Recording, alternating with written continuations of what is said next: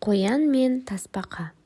Ертеде ешкі жүні бөртеде, қырғауыл жүні қызылда, құйрық жүні ұзында бір қоян болыпты. Бір күні келе жатып тасбақаны көріпті. Тасбақаға: «О, достым, қайда бара жатсың?» десе: «Бүгін күн қандай тамаша, серуендеуге шықтым. Өзіңмен кездесу бір ғанибет.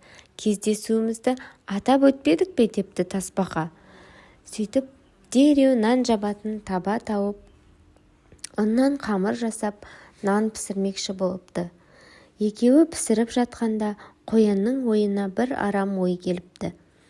Бұл нанды қалай өзім жесем екен деп әрі ойланып, бері ойланып, тасбақаға былай депті: «Тасбақа досым, былай істейміз бе? Мына табаны төбеден төменге қарай зырғытып жіберейік. Кім бірінші жетсе, сол жесін нанды» депті. Тасбақа оған келіскісі келмепті. Себебі қоянға еріп жете алмайтынын біліпті.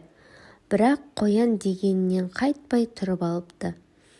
Осылайша тасбақа көнуге мәжбүр болыпты. Сол кезде оның ойына бір айла келіп, қоян басқа жаққа қарап тұрғанда табаның ішінен нан жабыспасын деп сулап қойыпты.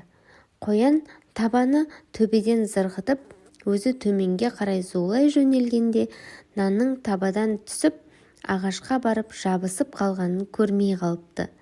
Ал тасбақа болса асықпай төменге түсіп, ағашқа жабысқан нанды алып жей бастапты. Әрең дегенде табаға жеткен қоян ішін ашып қараса, нан жоқ.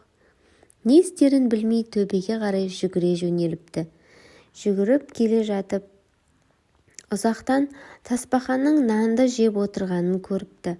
Амал қанша, келісім бойынша нанды бірінші алған жеуі тиіс. Қарны ашқан ол жалбарына бастапты. «Айналайын тасбақа, бір үзім наныңнан берші» десе, «Бір үзім, екі үзім дегенді білмеймін. Өзі шикі піссе де дәмді екен» деп барлығын жеп тауысып қойыпты. Қарнын сипап тұрып: «Ал қоян досым, бүгінгі тамақ өте дәмді болды. Үлкен рахмет» деп үйіне қарай жол тартыпты. Ал қоянның сілекейі шұбырып, қарны ашып, ағаштың бетінде қалған нан ұсақтарын кеміре бастайды. Міне сол күннен бастап ағаш қабықтарын кеміруді қояндар ұнататын болыпты.